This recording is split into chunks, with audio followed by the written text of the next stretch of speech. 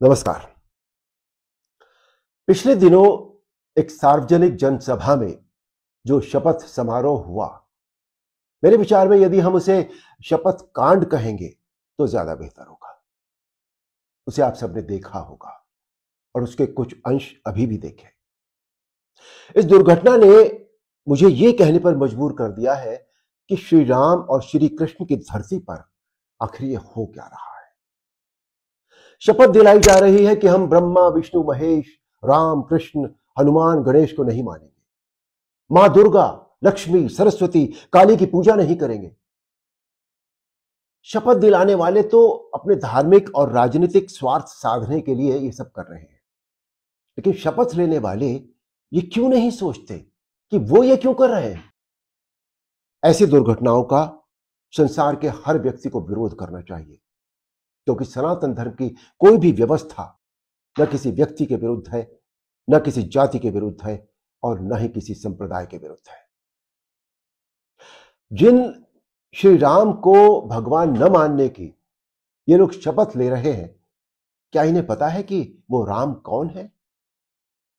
जिस सत्ता और स्वार्थ के लिए श्री राम के नाम का अपमान करके शपथ ली जा रही है, उसी सत्ता को राम ने कैसे तिनके की तरह छोड़ दिया था, यह इन्हें जानना चाहिए। जिन श्री राम का नाम लेकर जाति पाति का यह जहर बोया जा रहा है, उन्हीं राम ने कैसे समाज के हर वर्ग के व्यक्ति को एक समान माना, यह भी इन्हें जानना चाहिए। आदिवासी निषाद राज को राम जी ने भाई की तरह गले लगाया। शबरी जो भीलनी थी, उनके जूठे बेर खाए। जटायु जो एक गिद्ध थे, उन्हें राम जी ने गोद में लेकर उनके घावों को सहलाया। अरे राम जी ने तो पशु पक्षियों से भी मित्रता का नाता निभाया। और तो और इस मानव शरीर का अंतिम पड़ाव भी राम नाम सत्य है। फिर मानव होकर भी कोई राम का विरोध कैसे कर सकता है? आइए अब बात करते हैं भगवान कृष्ण की। जिन भगवान श्री कृष्ण ने मानवता के लिए सबसे उपयोगी संविधान श्रीमद् भगवत गीता का उपदेश दिया, कोर्ट्स में झूठ न बोलने के लिए जिस श्रीमद् भगवत गीता की शपथ खाई जाती है, उसी गीता का उपदेश देने वाले के नाम का अपमान करके शपथ लेना मानवता के लिए कितना घातक है। कृष्ण का विरोध करने वालों को कम से कम एक बार श्रीमद् भगवत गीता अवश्य पढ़नी चाहिए, ताकि उन्हें यह पता लगे कि कृष्ण किसी धर्म या किसी देश के लिए नहीं, बल्कि पूरे मानव समाज के लिए इस धरती पर आए थे।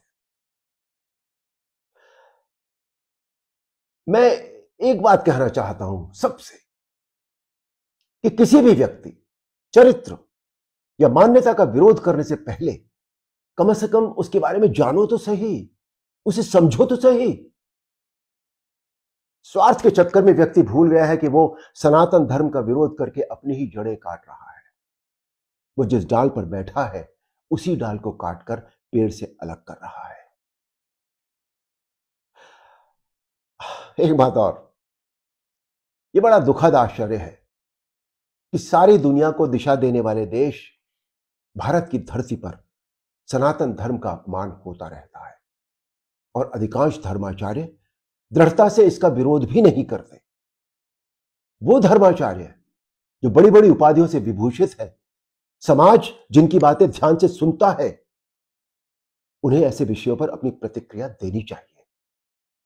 मैं किसी के द्वारा किसी को भड़काने या उकसाने का कदापि समर्थन नहीं करता, किंतु बुराई का विरोध और दमन यदि न किया जाए तो वो समाज के लिए घातक हो जाती है।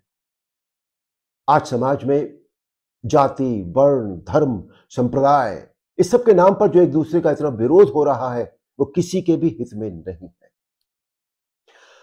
दोस्तों, सनातन धर्म के प्रति तो किसी भी व्यक्ति के मन में कोई विरोधाभास होना ही नहीं चाहिए, क्योंकि इस धर्म की मान्यताएं, परंपराएं, व्यवस्थाएं संसार के हर जीव को ध्यान में रखकर निर्धारित की गई। सनातन धर्म हर व्यक्ति को धार्मिक बनने, धर्म को मानने का संदेश देता है। और धर्म का अर्थ है जो धारण करने योग्य हो, जो व्यवहार में लाने योग्य हो। एक बार गहराई से इस धर्म को जानो तो सही, समझो तो सही। मैं बार बार ये कहूंगा कि देश और धर्म हमसे नहीं है, हम देश और धर्म से हैं। हम तभी तक सुरक्षित हैं जब तक देश और धर्म सुरक्षित है। इस सच्चाई को जितनी जल्दी हो सके हर व्यक्ति समझ जाए और इस पर विचार करे। इसी में हम सबका भला है, इसी में हम सबका हित है। जय श्री राम।